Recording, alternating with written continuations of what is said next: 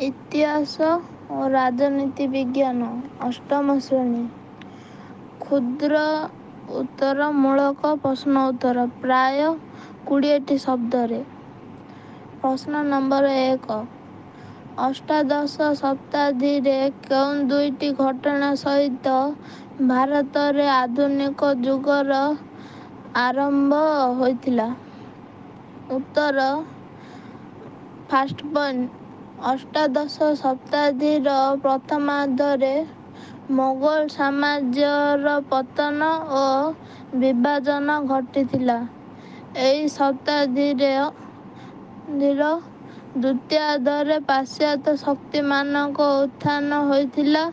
ଏଥିସହିତ ଭାରତରେ ଆଧୁନିକ ଯୁଗର ଆରମ୍ଭ ହେଲା।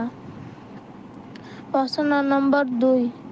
ଅଯୋଧ୍ୟାର ସୁବା କାହାକୁ ନେଇ ଗଠିତ ହୋଇଥିଲା? କିଏ ଏହାର ସୁବାଦାର ଥିଲେ?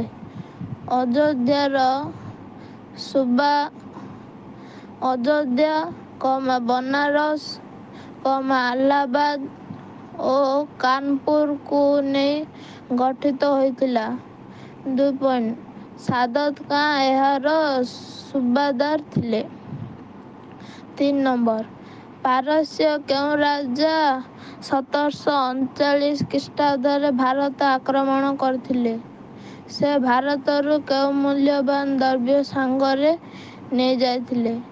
ପାରସ୍ୟର ରାଜା ନାଦିର ଶାହ 1739 ଖ୍ରୀଷ୍ଟାବ୍ଦରେ ଭାରତ ଆକ୍ରମଣ କରିଥିଲେ।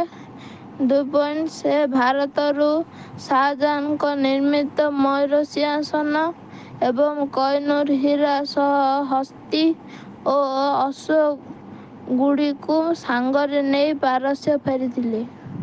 ଧନ୍ୟବାଦ।